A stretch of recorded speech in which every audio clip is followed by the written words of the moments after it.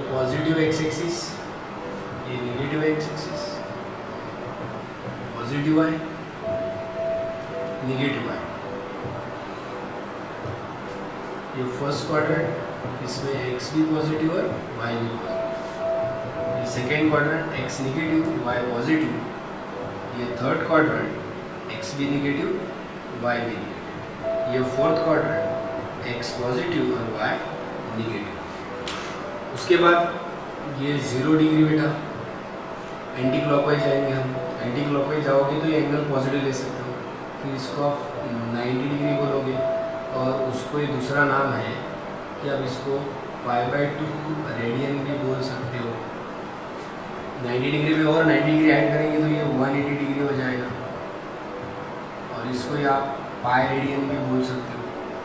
उसके बाद और 90 डिग्री ऐड करोगे तो ये 270 डिग्री, या फिर आप इसको 3π/2 रेडियन बोल सकते हो। और ऐड करोगे तो इसको 360 डिग्री, या फिर आप इसको 2π रेडियन भी बोल सकते हो। इस प्रकार से ओके ना। यहाँ जो एंगल्स आएंगे वो बेटा 90 डिग्री से कम वाले आएंगे, या फिर π/2 से कम वाले आएंगे। कम दूसरा भी हो सकता है कि 90 डिग्री से कम वाले तो ठीक है, लेकिन 360 से ज़्यादा वाले भी तो आ सकते हैं, क्योंकि टोटल 360 है। 360 से बड़ा आएगा तो वापस वो फर्स्ट क्वाड्रेंट में आएगा, इसलिए आप इसको 360 प्लस थीटा भी बोल सकते हो। और इसको दूसरा है 2π plus theta radian. Is it clear?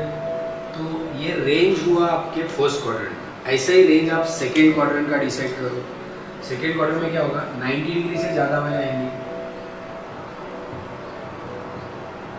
90 degree plus theta, या फिर इसको π/2 प्लस 90 डिग्री से ज़्यादा वाले हैं, या फिर 180 से कम वाले भी आ सकते हैं। 180 से कम,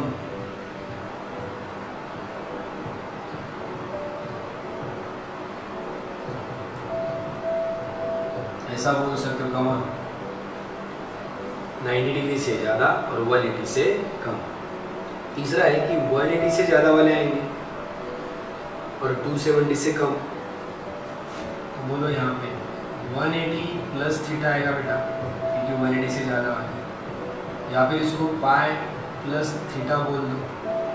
दूसरा 270 से कम वाले आएंगे, या फिर इसको आप 3π/2 माइनस थीटा रेडियन बोल सकते हो। इधर 270 से ज़्यादा वाले आएंगे और 3π/2 से ज़्यादा वाले बोल सकते हो, और 360 से कम वाले आएंगे।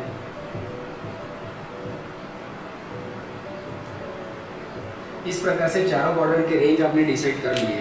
अब एक बात याद रखना, यहाँ पे फर्स्ट क्वाड्रेंट में सारे के सारे रेशो पॉजिटिव होते हैं, all are positive. Okay, second quadrant अगर किसी दो रेशो का है ना बेटा, तो वो कौन से दो रेशो पता होना चाहिए, sine and cosec theta positive. बस आज से आगे याद रखना कि सेकेंड क्वाड्रेंट किसने लिया है तो साइन एंड कोसेक ने लिया है। थर्ड क्वाड्रेंट किसी ने लिया होगा तो वो टैन और कॉट है बेटा,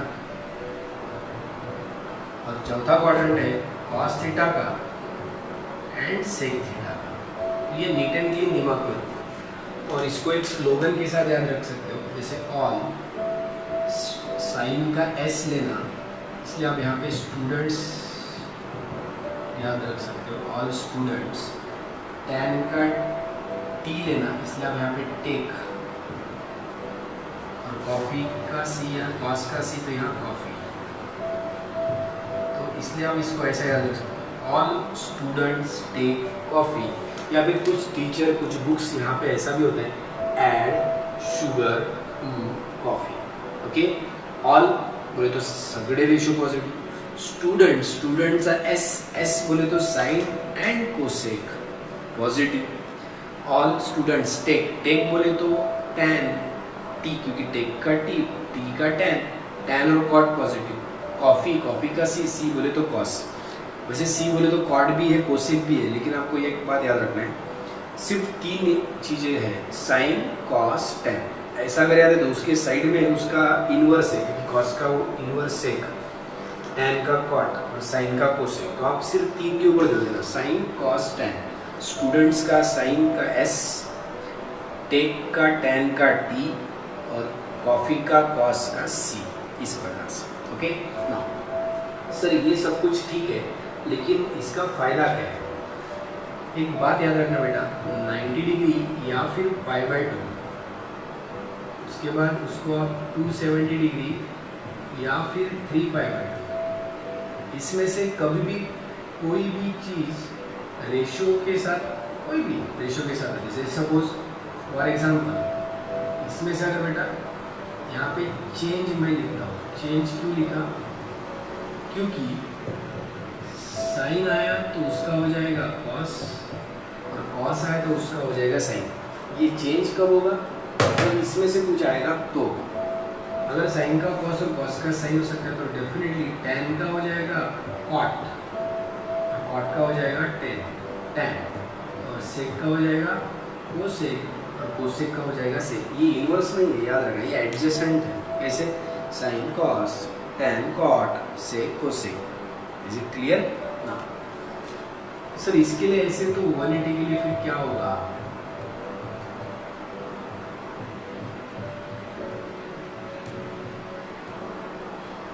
इसके लिए नो चेंज बोले तो जो रेशियो है वो एज इट इज रहेगा। जैसे फॉर एग्जांपल साइन है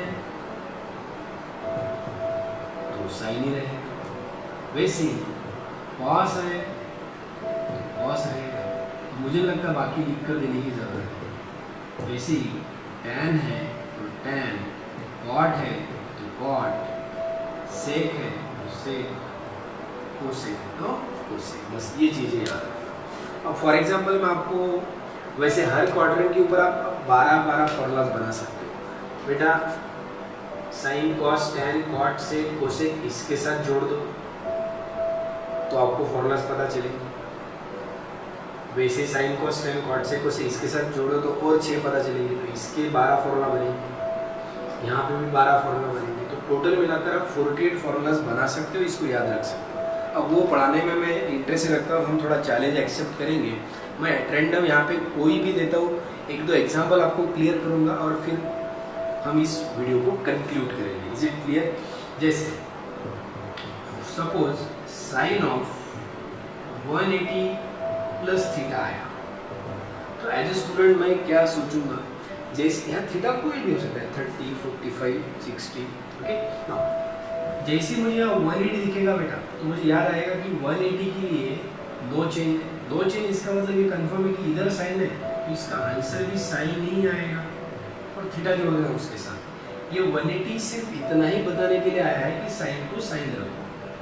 इसमें से कोई भी आएगा तो मैं जो यहाँ रहेगा वही डायरेक्ट यहाँ लिखूंगा और इस एंगल को यहाँ जोड़ दूंगा, चाहे यहाँ पे प्लस हो या माइनस हो, बस यहाँ का टर्म मैटर करेगा। इसमें से कोई भी यहाँ आता है तो उसको मैं डायरेक्ट यहाँ का टर्म ही यहाँ जोड़ूंगा, थीटा चिपका दूंगा। अब सवाल इतने से थोड़ी खत्म होता है, तो बेटा क्वाड्रेंट देखना जरूरी है। आप बताओ 180 से प्लस है तो 180 से ज़्यादा वाला कौन सा क्वाड्रेंट जाएगा? Third quadrant. थर्ड क्वाड्रेंट में कौन कौन पॉजिटिव होता है? टैन और कॉट। तो आप इधर मत देखना, हमेशा याद रखना साइन लगाते समय, इसको प्लस माइनस लगाते समय सिर्फ इधर देखना है, उधर नहीं देखना है क्या मिला है। तो ये थर्ड क्वाड्रेंट है और थर्ड क्वाड्रेंट में से टैन और कॉट पॉजिटिव होता है। ये साइन है ना, ये टैन है ना ये कॉट है, ये साइन है, इसलिए इसका आंसर नेगेटिव है। तमाम। तो मुझे यही बताना है कि इसका आंसर ऐसे आने के पीछे रीजन ये पूरा टेबल है, क्वाड्रेंट है। ओके, ऐसे एक और आपके लिए, सपोज अगर कोई मुझे पूछता है कि tan ऑफ 3π/2 प्लस थीटा आया तो क्या सर? तो जैसे मुझे यहाँ पे 3π/2 दिखेगा ना बेटा, तो मैं याद करूँगा कि 3π/2 के लिए सर ने चेंज बताया था और चेंज किया तो tan का क्या होता है? कॉट। तो डेफिनेटली मुझे इस tan को यहाँ कॉट तो लिखना ही है और ये थीटा चाहे यहाँ प्लस होता है या माइनस कोई भी, ये थीटा तो यहाँ चिपकाना ही पड़ता। अब सवाल ये है कि इसके सामने प्लस लिखूँ या माइनस, तो ये कौन बताएगा? क्वाड्रेंट।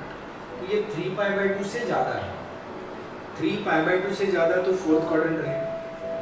और आप ही बताओ फोर्थ क्वाड्रेंट में कौन कौन पॉजिटिव, कॉस और सेक।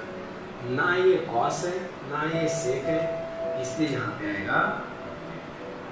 Is it clear? ये चीज़ें समझनी बहुत ज़रूरी है। उसके बाद बेटा suppose cosec of pi minus theta आता है, तो मैं डायरेक्ट पाई की तरफ ध्यान दूंगा। पाई के लिए क्या होता है, नो चेंज, कोसेक का कोसेक ही रहेगा, चाहे यहाँ प्लस हो या माइनस हो, एज इट इज। अब सामने प्लस या माइनस ये कौन डिसाइड करेगा, तो क्वाड्रेंट। तो पाई माइनस थीटा तो बोले तो पाई से कम बोले तो सेकेंड क्वाड्रेंट, और सेकेंड क्वाड्रेंट बोले तो साइन एंड कोसेक पॉजिटिव। ये कोसेक है इसलिए इसका आंसर पॉजिटिव ही रहेगा, यानी इसके सामने मुझे कोई साइन देने की जरूरत नहीं है क्योंकि बाय डिफॉल्ट तो पॉजिटिव। तो जैसे बेटा मैंने ये 3 बनाए, वैसे आप हर क्वाड्रेंट के 12 खुद ट्राई करो। और याद रखना, जब आप इसमें से कोई रेंज लेते हो तो इसके आने वाला हर आंसर पॉजिटिव रहेगा क्योंकि ऑल आर पॉजिटिव। जब आप इसमें से कुछ लेते हो तो साइन और कोसेक का ही आंसर सिर्फ पॉजिटिव आएगा, बाकी बचे हुए 4 का नेगेटिव। क्योंकि सेकेंड क्वाड्रेंट में साइन और कोसेक पॉजिटिव है, इसका मतलब कॉस, टैन, कॉट, सेक नेगेटिव आएंगे। थर्ड क्वाड्रेंट की कहानी, इसमें से कोई भी आएगा रेंज तो वो थर्ड क्वाड्रेंट है, और उसमें सिर्फ टैन और कॉट का ही आंसर पॉजिटिव रहेगा, बाकी सबका नेगेटिव रहेगा। और फोर्थ के लिए कॉस और सेक पॉजिटिव है, इसका मतलब बचे हुए 4 नेगेटिव है। Okay, so this is from Akash Wankhede sir, AWA, Rathi Nagar, Amravati.